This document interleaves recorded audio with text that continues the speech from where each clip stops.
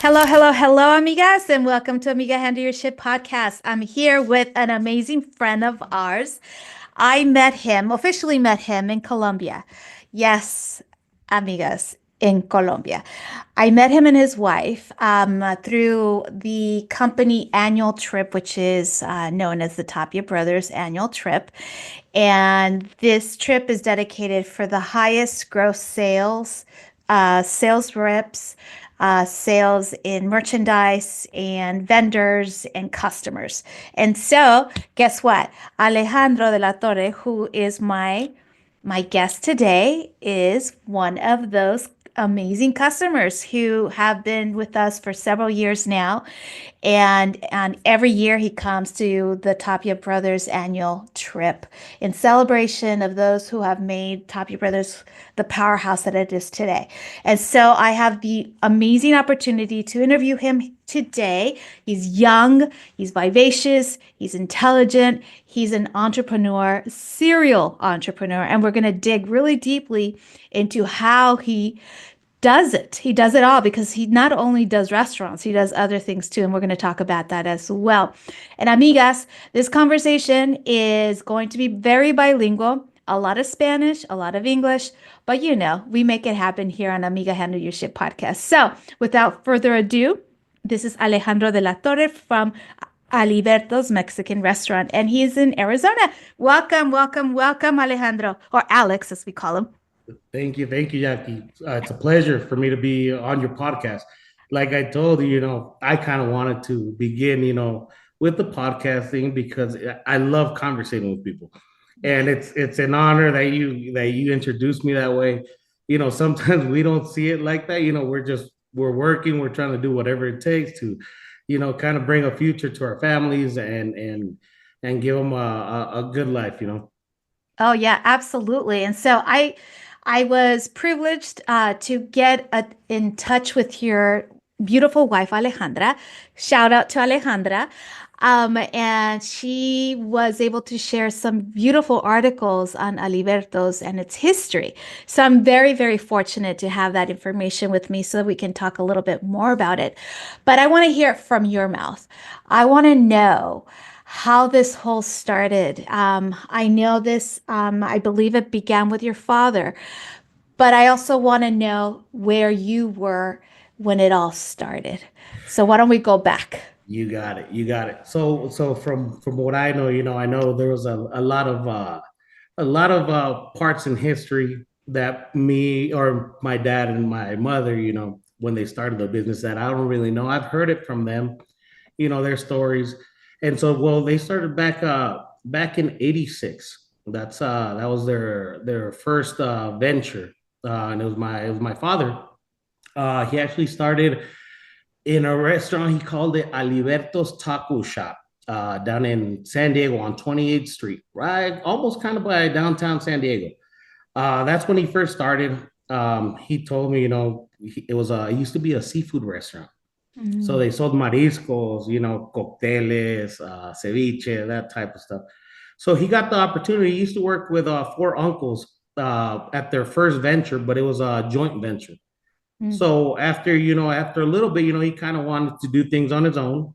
Um, and had went well with his joint venture.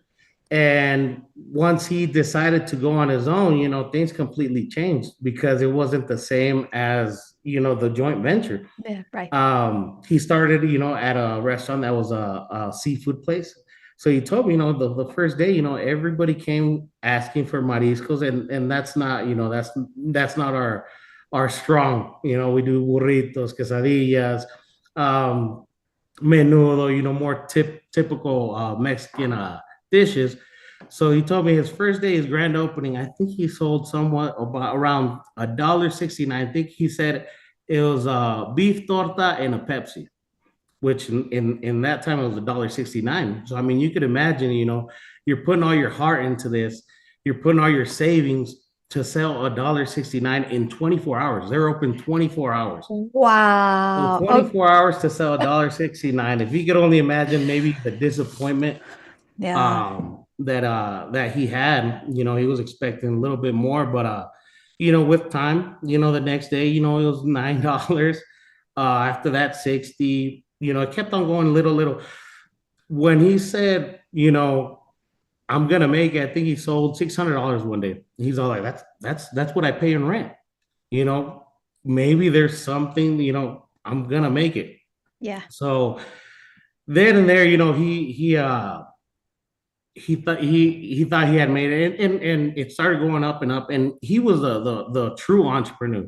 He Yeah. started everything. After that, he opened a couple other businesses that started going a little bit better. And when he was out opening that restaurant, he was actually engaged to my mother, Tomasa Tenorio. Uh-huh.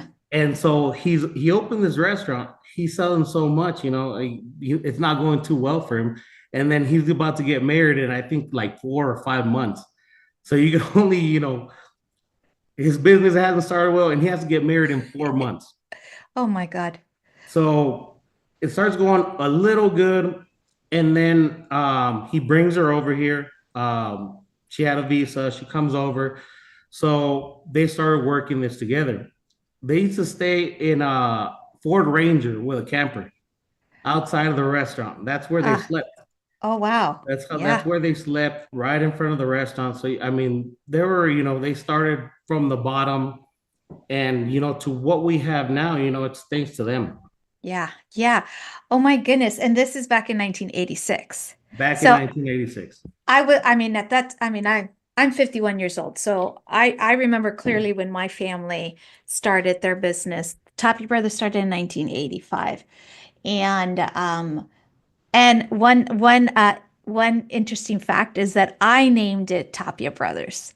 Oh wow. Yes, I was 11 years old. I named it Tapia Brothers, and so that's a little factoid that you can get if we So, had a so if we to had that, trivia. my dad used to tell me though, the Tapia brothers, Eddie, all the brothers, Yeah, they used to have the vans, the smaller vans, and they used to deliver the vegetables, right?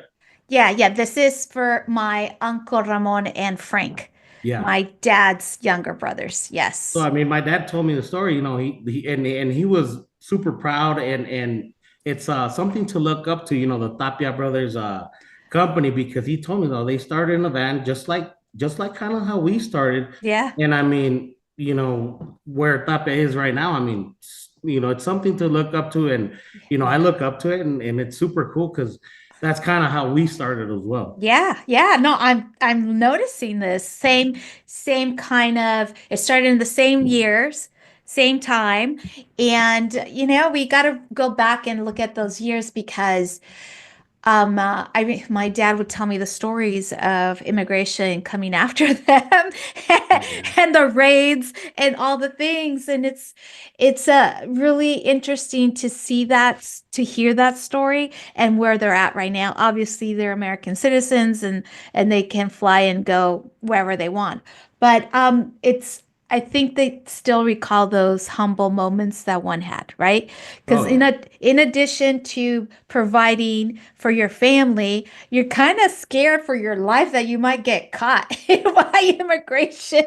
Oh yeah. Oh yeah. And I mean, it's right now it's a big controversy. Yeah, It's when they talk about it, it kind of puts you in the middle because at the same time, it's not legal, yeah, but at the same time, you go back to Mexico and you understand why people do that. It's not an easy step to come over here, with especially how people struggle out here. yeah. So it puts you in the middle. And my dad's story, he came out here legally. He fixed his through the Ronald Reagan immigration Amnesty. Yeah, amnesty. amnesty. Yeah, He fixed his residency, and he became a U.S. citizen, which was great. But I also understand the struggles that immigrants go through, and so it's a big controversy. It puts me in the middle, with everything you hear. People against it. There's people for it. And it's yeah, it's kind of it's a gray Y- area, because yeah, I know what my dad struggled, and to yeah, me, it was a benefit, I think, to the country to have my dad as a resident or a citizen for the yeah. United States, because he went by the book. He loved them. He loved America, and he told me, so I've been living here longer than I was in Mexico. He came here at 14. Yeah, yeah, At yeah. 14 by himself, no parents. Came out here by himself. So you can only imagine, at 14, he was, living on his own, Yeah, trying un to make it squinkle. out here. Un squinkle. Nadie le va a poner atención. Yeah, no, it's like it was very different times back in the 80s and 70s. Um, but this is the beautiful part about resiliency and just the tenacity of the worker, of the person who has that desire to make it. Because I truly believe that if you have the desire to make it, you will make it. Oh yeah, You're the creator of your own story. that's If you want correct. to believe that you can't, you're right. You can't. But if you want to believe that you can, you are right as well. You can. This You're is totally true. this is the country that you can do that. So, once your dad, he eventually got married to your mom, right? And then had you? Are you the firstborn? Where are you I'm, in the pecking order? I'm the firstborn. I have a younger brother, and a younger sister, so it's three of us. Uh, So I remember sleeping on, could have been tapias, the 50-pound oh bean yeah, the sacks. beans. Yes, Yeah. yes, yeah. So my area of sleep was three of those, three bean costales, the Yeah, 50 yeah. pounders, and they used to build kind of like a little A little corral with fort. with the soda cans, and Oh that my was God. where I slept. As a 1 year old, 2 year old, and we were raised in the restaurant. Yeah. That's kind Yeah. of where they didn't have money for babysitters. They didn't know a lot of people, so they Right. kind of have had to do everything how they could. You Right. know, Yeah. I mean, it's like a survival of the fittest. of course. You do what you got to do, what you got to do, right? Yeah. I mean, I as well have to a certain extent similar backgrounds in this way. I mean, I worked my entire life since I was 6 years old. Since even before Toppy Brothers became Toppy Brothers, my parents owned restaurants. So the first restaurant that my family owned was Taqueria, Señor Taco number one. And then Oh, they really? own Okay. and then they own Señor Taco number two. And then they owned Maya Inn. And I remember going in and working like as a little girl, little thing. And so I those are wonderful memories. Although I used to be like, why can't I be outside and play like a normal kid? No, here we are working. But it's okay. It's a valuable lesson. I do not regret or condemn. Desperate times call for desperate measures, right? For And sure. so, but it's those beautiful moments that we had, that the value of making money, For sure. right? And so now these kids, they don't know the value of making money. They're like, gimme, gimme, gimme, gimme, gimme, gimme. They're not even working. It's like, oh, crazy. Anyhow, fast forward, you sleeping on top of the rice sacks, and did you always want to be in the restaurant business, You know or did what? you think that you're going to do something else? So throughout the years, you start growing up, you go to school. So I lived a pretty normal kid life. With that, I could say that my parents were, we had to be a little bit more independent than the regular kids because, we were, once we turned, I would say maybe 8 or 9, we kind of took care of each other. Staying Mhm. home, I would kind of, being the oldest child, I would kind of look after the younger ones. Maybe not that well. I remember right now that I'm saying that I looked over him. I mean, and my sister's probably gonna hear this, but I used to kind of, it would make them happy to come to a clean home. So I used to vacuum the house, and my sister used to be so scared of vacuum, and being so young, it was kind of, I would start vacuuming. She was a little scared, but me being so young, it was kind of like a scare kind of thing. And I know it's not right, but I mean, I was 10 years old, so we kind of looked after each other. 2, 3 hours, not much, but we had responsibilities as a young kid, and so pretty normal bringing up. We didn't have the riches or anything, but we also, I think we lived in like a medium kind of household. Um, and I remember this very much.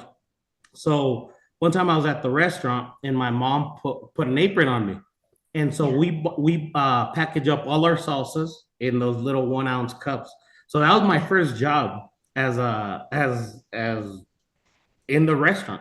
I Right. think I Right. was maybe like 10 years old. So my dad comes in, he sees me, and I could remember him tearing up and being so excited that I was doing a simple job. I mean, not that hard, but he was excited that I was kind of following in his footsteps. And to Yeah. him, being a taquero was the best Yeah. job. I mean, he always used to tell me, and maybe he didn't know any difference, but this is what brought food to his table.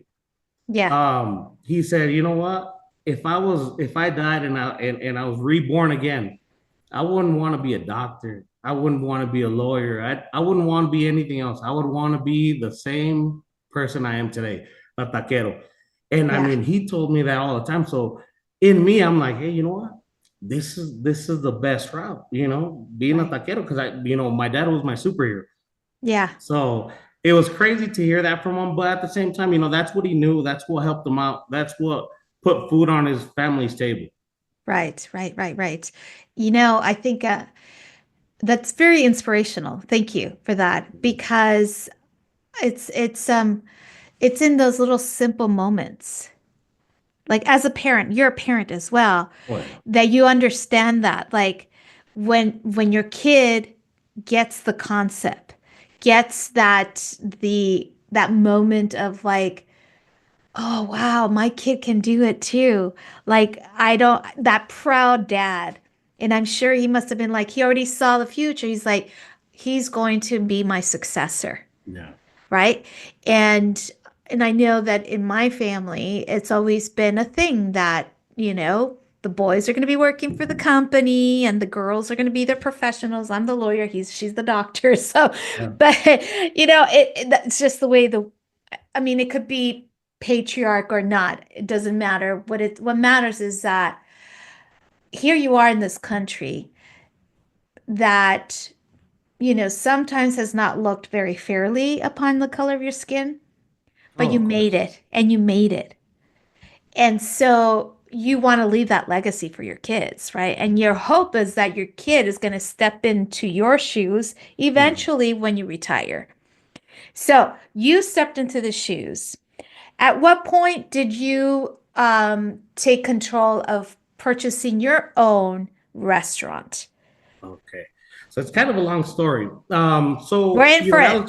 that was just a little taste of what was going on. I mean, it wasn't, I'm working there at 10 years old. No.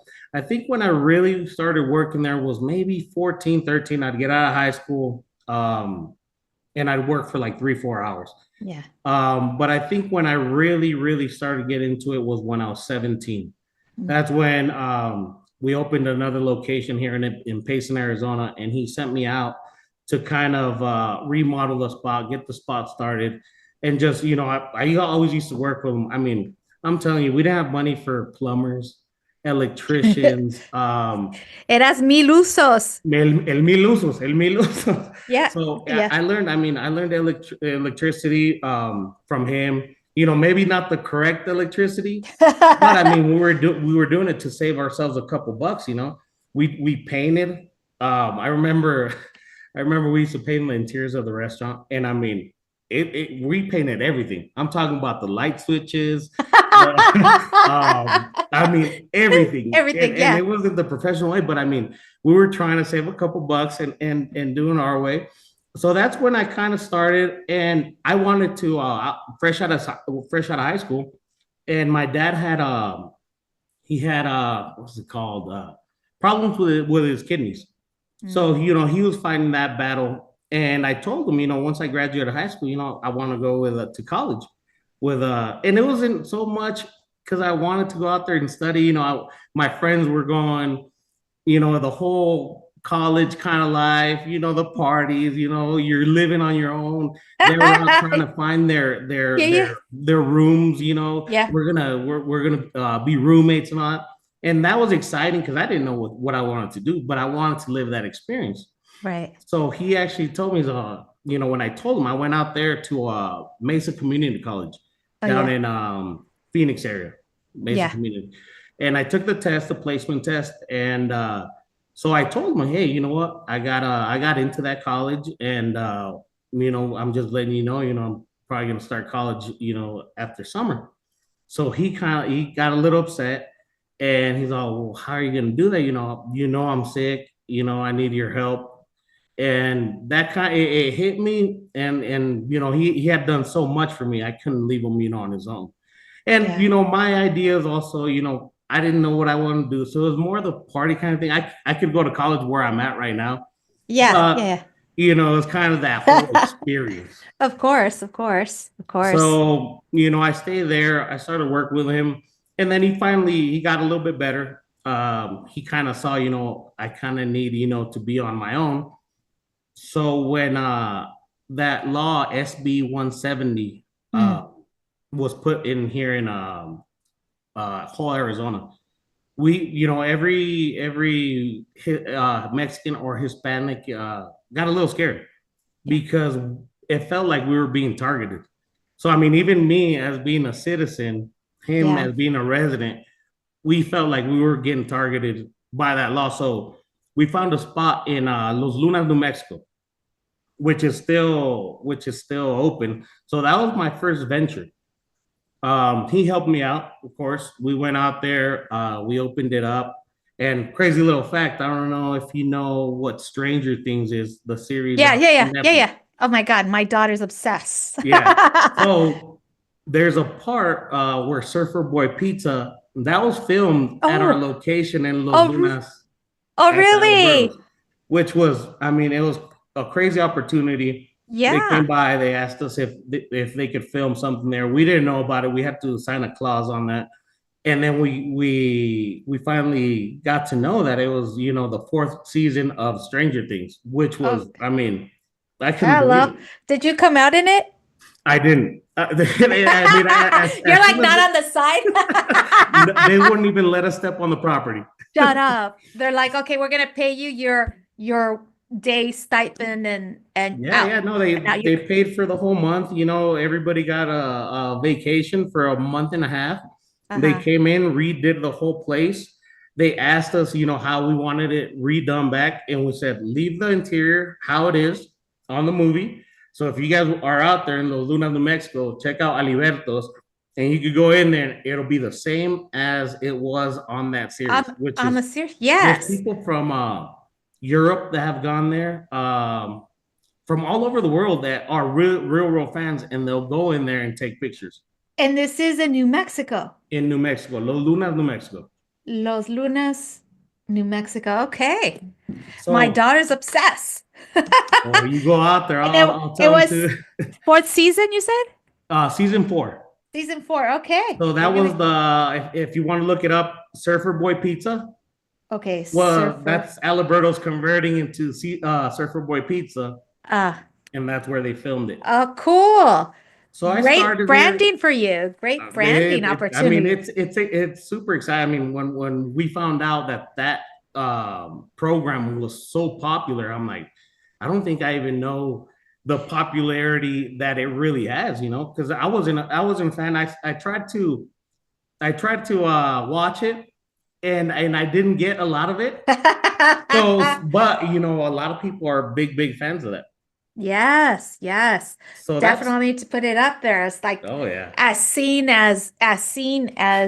Stranger Things. Yeah, but you know how those clauses are. We can't Oh really, yeah, yeah. use a lot of those names. But so that's where I started, and it didn't go bad, but it didn't go good as well. So I Okay. mean, I was making what a manager would make, and I said, I want to venture out and actually, make it, as a real restaurant owner. I was Yeah, just, yeah. I was making, enough to pay my bills. Yeah, yeah. So I opened up another one in Albuquerque, New Mexico, right there on Central and Wyoming. Okay. And I thought I was going to do better because it's a bigger city. Right, right, right. To my surprise, it was worse than where I was. Oh, really? It Oh, was it was wow. bad. I remember being there from 7 a.m. to 3 in the morning, working, trying to make, get customers. And I used to open till 3 in the morning because there was a couple bars there. Mm. that I said, you know what? Maybe at 2 in the Yeah. morning when they close, I could get that extra business, and then the Right. word will just run around. Well, no, it was bad. It was about 8 months that I was there, and I could tell you, I used to sit on the bean bags I was talking to you about, Oh my and I would sit there, God. and I went through a little bit of a depression, Yeah, I can imagine. I could, because yeah. us in the Mexican culture, especially because I come from a family that has a lot of restaurants.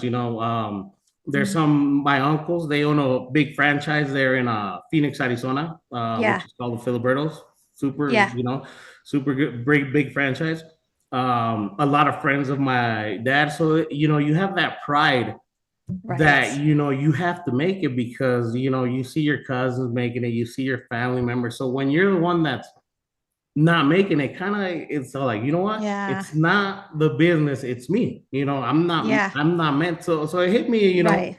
in the pride, and I went through a little bit of like, what am I doing wrong? Yeah. Yeah. It's And I think it's just, but here's what I always say. So there's always a setback for a step up, you know? God is yeah. just setting the scene like, okay, can you handle this? Oh yeah. Because the step up is going to be huge. Oh yeah. You have to keep on working on it. At that moment, I was kind of, I felt a little defeated. Yeah. We ended up closing that location. The other restaurant, where the Los Lunas location, we already had a family in there that used to work with us. And I didn't want to go in there and go back and say, hey, I didn't make it out here. I need to take the reins of this business again, because they put their heart into it as well. So they kept it as Alibertos.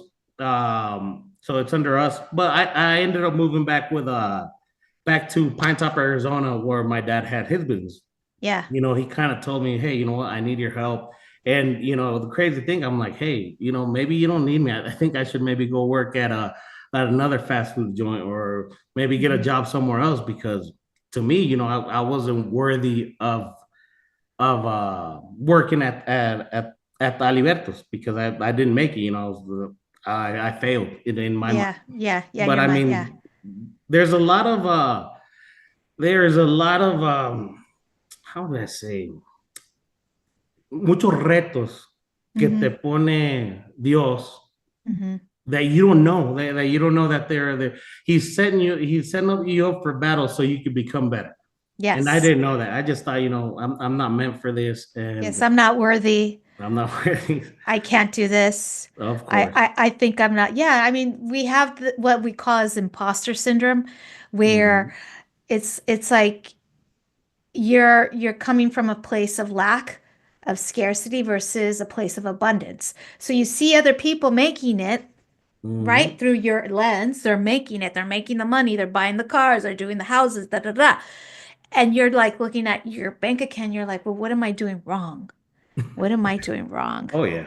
And I mean, it wasn't even. I'd look at my bank. Well, I wouldn't even look at my bank account. I would look at my credit cards, and I was up to debt. I mean, up to Yeah. here. So I come back. My dad offers me a job. I start working back with him. I told him, hey, you know what? I just want the 9 to 5, which was more like a 7 to 3, or a 3 to 12. Get a paycheck, get my day off, and that's all I want. And Yeah. he kind of, he felt like, I had given up. um, so I worked with him, I think maybe another 2, 3 years. And I got offered a spot where I'm at right now, the restaurant that has actually helped me to where I'm at now.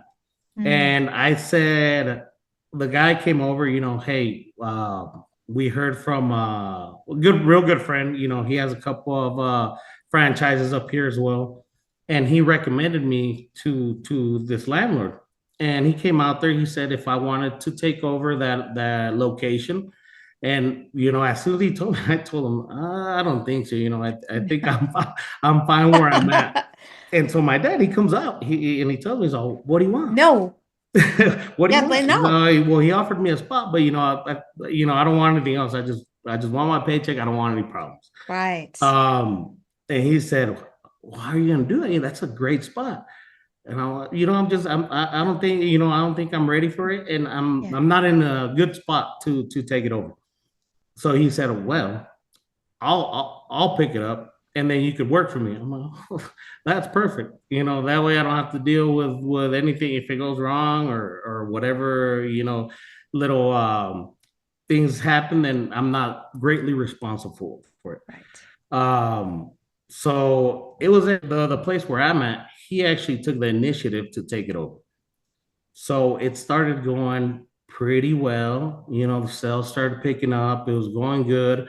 There was a positive, there was, I mean, the clients were happy. Sales kept going up. So, within a year, he told me, hey, how's it going? That's going, it's going really good, Yeah, He's all, well, right. Better than this New Mexico. Better than New this Mexico for sure. this could have been yours, but at that time, he was the owner, and Mhm. so I had to, he was the main boss. I had to pay him. I was just working for him, but it's it changed my life because I thought it was me, but it might have been the location Hmm. where I was Hmm. at prior, to that. Yeah, yeah, yeah. Well, I think maybe it was just you were better suited in Arizona than in New Mexico. Maybe and it's really hard on New Mexico. Mhm. It was a challenging economy. Yeah. The one in Los Lunas is doing great right now. Maybe it could have been because of the Stranger The Things. Stranger Things. Yes. Of And I course don't know it. if you know, but once COVID hit, a lot of the restaurants that have drive-throughs, I mean, they upped themselves a whole lot. Oh yeah, I know. I know. I and at least in the Toppy Brothers side, we were like, oh, those are the ones that are going to continue go because Mhm. everybody needs to eat. And people are not, a lot of people lost their jobs, but they still want to eat something that they don't, make themselves. Mhm. And being protected, being safe, that was the best thing. Best Yeah, thing. but I mean, so COVID was a good thing for our business, Hmm. but on our side of the family, it was a sweet bitter kind of moment. Yeah. I don't know if I told you, both of my parents, they passed away 2020 when COVID hit. Yeah. And so, I mean, I'm sorry to those hear were that. great. But, we all got sick and it was horrible. I think I lost like 20, 30 pounds, just from the COVID. Yeah. And, we kind of didn't take it seriously. We thought everybody was going to make it out alive. They said about 2 weeks. And unfortunately, my dad, he went first, July 27th of 2020. And then my mom, September 20th of 2020. Yeah. So, you bury your dad And then your one mom. month and then your mom another month. It's And horrible. so you don't know what to think. You have the business, everything's going good in the business. You have to bury them. And then, when your parents pass away, I mean, you gotta give them a great funeral, a respectful funeral for all their family. I thought about everybody else before I thought about me Yeah. because they deserve to get the best from or I mean I deserve to grant their family, their friends with the best funeral and respectful funeral for them. Right. So once I actually, kind of after everything ended, 3 months down the line, I was driving down to Phoenix and I actually had to stop. And then, I mean, I started screaming and I'm like, what happened? I mean, 3 months later, because it Yeah. didn't hit me till then. I'm like, No. what happened in all those months that was You were you were in survival mode. oh yeah. There was no time to think. You were in survival mode. Yep. And the thing about grief is that it's spontaneous. It hits you in the most interesting of times, of places. It just does. Yeah. So, and so you had to step aside in Phoenix, Arizona. And so Oh yeah. what happened? On my way there, and then just kind of, say like, man, this actually happened. I didn't believe it. My brother, he dealt with his grief a different way. My sister as well, and they all went through their situations which was really hard because, me being the oldest, I had to kind of step up and act, like that strong one and not show the feelings. So they could know that everything's gonna be all right. Right. And that was a little bit hard because you don't you have to put your feelings aside and kind of say, hey, you know what, we have something to do. And you know what, my brother, he's helped me out in big ways. My sister, she's come up a long way. I mean, she runs what was my parents' restaurant, and Hmm. I mean, she has come up a long way. She has bettered the restaurant. My brother has helped me out a lot. So between us three, I think we've kind of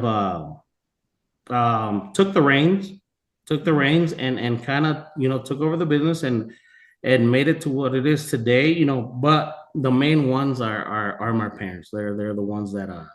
that started, and we just how he would say, y la carretilla ya anda andando. So Hmm. like the how do you say, the carriage is already going. All Yeah. you do is Yeah. got to take the reins and got to push Just it go. forward. Yeah. Yeah. Yeah. Yeah. Well, what a beautiful, beautiful history they left you with. You Oh know, yeah. a wonderful legacy. And I'm sorry for what happened. It happened to many people. My father was in the hospital, um, uh, but luckily, he survived, obviously. But it was very interesting times, and who knows? There was a story that was leaked that allegedly, like it did come from a lab. It did all the things, and I'm Yeah. like, it's so crazy, and so I think there's much more awareness now of all Hmm. the things that the government was hiding and the government didn't want you to know. And I'm like, conspiracy or not, you got to read between the lines. Like, For what sure. are they really saying? Hmm. What are they not telling you? And question everything. You got to question everything. So, lots of lost life. You're still running the businesses, because I hear you're not only doing restaurant, you're like doing all kinds of other things because you're a serial entrepreneur. So tell us what has been next in your line of work right now. So, I started the restaurant and stayed in there. It was a successful restaurant, but I started getting into real estate. And my dad was a little upset about that because there's a saying, "Zapatero a los zapatos," which is Yeah, yeah, shoemaker, go fix your shoes. yeah, That's what you know how to do. That's where you stay. And so he knew I didn't know nothing about that business. I had no education in it at all. So I bought a house, well, actually my first house, and I remodeled it. I ended up selling it, and then I started buying other properties and doing the whole long term rentals. And I started kind of going a little bit fast, buying this, buying that. And he said, "Hey, you better watch it because you're gonna end up getting yourself into debt or trouble, and you don't even know, you don't have any education in this."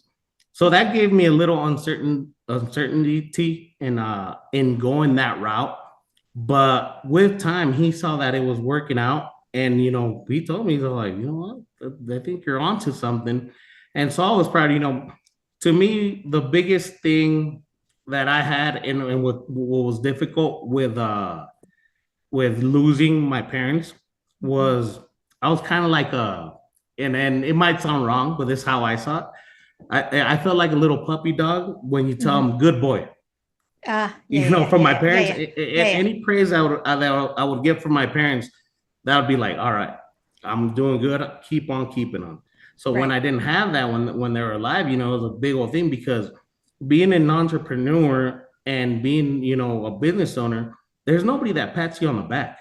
Mm-mm. There's nobody that tells you, hey, you're doing this wrong, you're doing this right, Yeah, keep on moving forward. It's just you got to tell yourself, there's sometimes, when you gotta get in your head and kind of tell yourself, hey, you're doing this wrong or you're yeah, doing this right. You gotta motivate yourself. And it's really hard to motivate yourself because yeah. you got to get in your mind and tell Mm. yourself, hey, you're doing this wrong, you got to stop that. Hey, you're doing this right, keep on going down that road. Yeah. So that's a It's a hard thing very, to do. it's a very lonely place. Oh yeah. Oh yeah. And so I Yeah, mean, working with if you work for somebody, they'll tell you, hey, you did this good. Hey, you did this wrong. Do it differently. But with somebody that owns their own business, it's kind of like you got to figure it out on your own. Mm-hmm. Yeah, yeah. And it's your mistake, nobody else's mistake. Oh yeah. You can't Oh yeah. blame anybody. If it didn't work, it's you. It's So, you. so in the real, we have I have a couple long-term rentals. Once my parents died, we started some Airbnbs. Hmm. We have a couple properties in Overgar, Heber, Arizona, cabin place, Yeah, Big yeah, Pine Cabins. If you guys yeah. want to check it out, super cool place. It's in the forest, little cabins. I mean, you want to go out there and turn off the phone and bring your pets out there, turn on a fire. I mean, it's a beautiful place, and that's a venture between me, my brother, and my sister. Uh-huh. We also started we bought an existing restaurant which is called Streets on Main Okay. in Taylor, Arizona, or I'm sorry, Snowflake, Arizona. Big historical building that they sold to us, and so it has a restaurant on the bottom, house on top, and this building was actually opened by the pioneers of that town back in the Hmm. 1900s. Oh, So we wow. actually found pictures of the pioneers, wearing the top hats, Yeah, yeah, the yeah. black suits. I mean, it's been a grocery store, it's been many places, and it's so crazy that we're at a spot that we are now. Because I mean, I don't even believe it. I don't know how these opportunities have came to us, or how we've taken advantage of all these different opportunities. But Yeah. with all our family, has worked as a team and kind of made all this thing happen, and super proud of where we're at. Yes. Well, this is fantastic. And it's lots of collaboration with family. And Oh that's, yeah. and then there's also bites, I'm sure.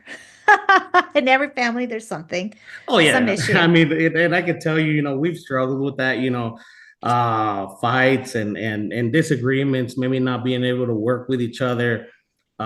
Even I could tell you this, and my sister, will say it's true. When my parents passed away, there's a so they didn't they left us some inheritance, but it was mostly a debt inheritance. So Yeah. it was, say a house, it was, valued, but there was still money owed. There was a lot of debt. So we actually came together and had, keep on paying that, because then, we didn't want to have it gone. So I told my sister, hey, let's split everything up and we each take care of a certain property. And she said, no, our parents would want us to work together. And I told her, I'm like, hey, sis, I don't know if you know this, but we have the same type of personality, and it's hard to work together. Yeah, And you're so like, and so I I told him, love you, I but I don't think don't love you that much. I don't think I can work with you. And sometimes it's me, sometimes it's her, but it's a personality that we're so much alike that it's hard to work together. Yeah, Well, yeah, she convinced us and told us, we have to work together and try to work as a team. And yeah, we have, and everything's been going great. But like you said, it's not a perfect world. It's brothers and sisters. Sometimes being as the older brother, I kind of want to, hey, I'm the older brother, and yeah, dictate. and Yeah, then she could say, hey, well, just because you're the oldest one, you're not always right, which is yeah, which is correct. yeah. But we've learned how to Manage. manage the Yeah, differences, and right now, it's been great, and we are where we're at, and there's going to be many more of those situations. So I mean, for sure. we just got to learn how to make it 1000%. better. 1000%. So, what kind of advice would you tell someone who wants to start their own taqueria? Like, what is essential? Like the three golden rules that you must have. Well, not even a taqueria. I would say any business. And Okay. so when you told me, hey, at the end of the podcast, you have to give me two words of Two advice. And, tips. and so Two. and I'm telling you, I think we videoed like four different kind of podcasts with me and my friends, Yeah. just because I was so nervous. I'm like, what do I say? So we did four of them, like maybe about 6 hours. Yeah. And so I was looking for an advice, and I actually found an advice that kind of fit what I was trying to say, but he worded it better. Ricardo Salinas Plielo, I think. I might be saying that wrong. Yeah. Uh-huh. Um, so that was kind of what I was trying to get out. I would say, if you get upset and you give up easily, it's gonna be really hard for you to make it in the business world. Yeah. Why? Because there's gonna be many times where life is just has you by the throat and has you on the ground. So just that persistence of going through something bad, going through a bad situation, and getting back up and saying, hey, you know what, this happened, but I'm gonna keep on keeping on. That I think that's something that you have to have to make any business work. Yeah, Because you got to self-reflect. oh yeah. Reflect what's happening. Like, okay, is this a me problem or is it a system problem? Is it an operations problem? Is it personnel? Like you really have to dissect it all the way through, Oh yeah. And I mean right? it's normal problems. Like I also have a food truck. And so Mm. I started that when my business was going pretty good and I got bored because the business was doing too good that I needed something to do. Something else to do. Yeah. So I started a food truck and I'm like, well, this is going to be a lot easier. It's a small investment. I can move around wherever I want. If it doesn't work out here, it'll work out someplace else. And I can tell you my respects for people that have food trucks because it is 100 times harder than having a brick and mortar building. Really? Really. And I thought it was going to be a lot easier. Right. I mean, many situations. There was one time we got hired to cater a wedding. So it was probably maybe my fifth gig. We're out there. We put everything on the truck. We're on time. Everything's going good. So we hit a corner and we go into this gas station. And I told my that my uncle was working with me at Orfanen. And so I told him, check the back, make sure everything's good. I go in the gas station, pay for the gas, and then I come out and he has the strangest look in his face. I mean, he didn't even want to tell me. He looks at me and he kind of looks down. I'm like, what's going on? Look in the back of the truck.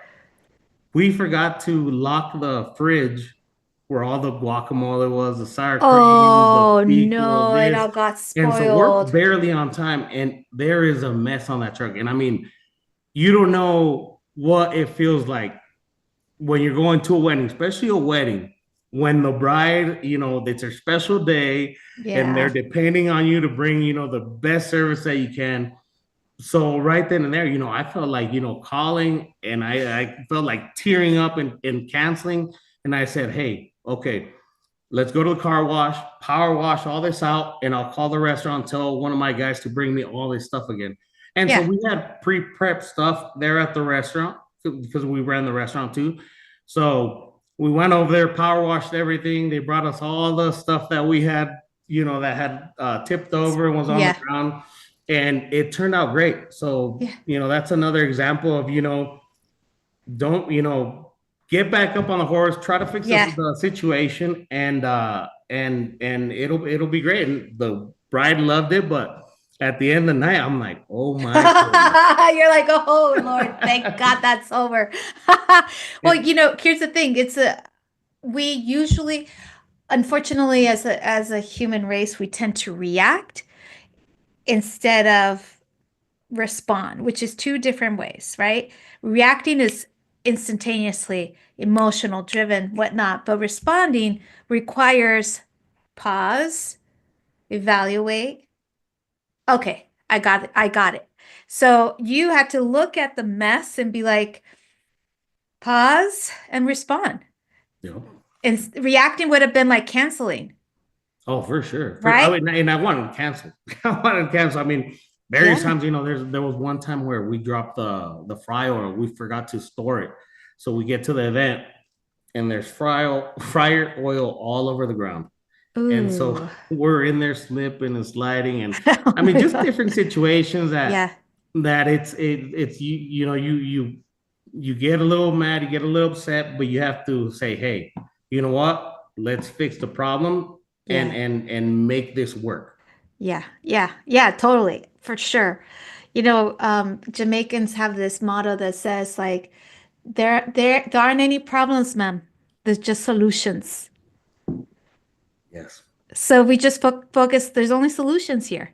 There's no Hmm. problem. So you focus on the positive part of it all, right? Yeah. So, I mean, I know for me it's taken a long time to get to that mind frame, but it's so important as an entrepreneur, as a business owner, to be able to assess the situation quickly enough to get back on your feet and thrive, right?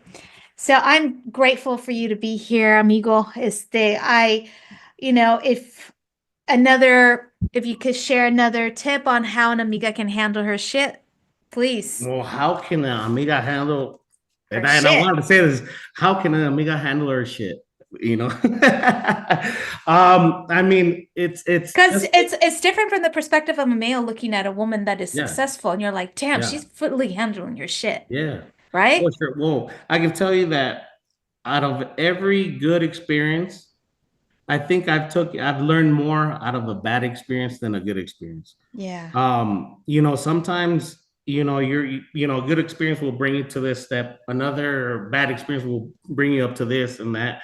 And sometimes you're walking down a pathway where a bad experience or a good experience will take you into another pathway that you don't know. But be grateful for those good experiences, be grateful for the bad ones, because you learn so much more from the bad ones sometimes. Don't get upset. If you have a bad experience, learn from it, get back up, and maybe try to avoid that bad experience. And there's a lot of people that kind of, and I was one of them, where I had a bad experience and I wanted to give up. And luckily, I kept on keeping on, and the good experiences have brought me one step, the bad ones as well. So you never know when that hard work is gonna really pay off. Yeah. Yeah. But I could, and it sounds kind of I was like, a lot of people give you those advice, and you're like, yeah, okay, well, that's what happened to you. But it No, really is. it's Hard work universal. really pays off. Perseverance, just keeping on it. There's gonna come a time where it's gonna pay off. And I've Yeah. seen it in a lot of people. I've seen it in myself. So I would say just keep on doing what you're doing. If you trip, get back on there and avoid that boulder that tripped you. For next time. So I would just stay persistent. Don't get upset, because you never know when that hard work is gonna finally pay off. Yes. Amen. Amen, brother. Oh my God. Well, I loved our conversation. I am so grateful that you were able to make it and that we had this amazing opportunity to talk about your family, the legacy, and all the things that you're up to. And I can't wait to go back to Arizona. I actually am going to be going to Arizona. Maybe we should say this offline. Yeah. Well, you let me know. I will. Maybe we'll set something up. We come to Arizona. Maybe we'll do another Yeah. podcast, talk about something different. There's Right. there's endless stories. I mean, There's there's a lot of things options. I want to say, but an Yes. hour is it doesn't do it the justice. It So does not. maybe We will have next it time, again. come out here to the cabins. We'll have a podcast, and then we can have a shot of Or tequila. shot. I would love that so much. I will definitely take you up on that. Well, thank you so much, Alex, for being here on Amiga Handle Your Shit. And we're going to share your information on our show notes. Aliberto's. Give us your address so that we can put it in the show So notes. we're at alibertos.com. We are on Facebook as alibertos.com. Big Pine Cabins .com as well. I'm starting a used car dealership as well. So that's been keeping me busy. That's why I maybe not responded when you were telling me Yeah, to. yeah. I'm Yeah, starting hey. that out, and I thought it was going to be something easy, but I'll tell you something. There's no job that is easy.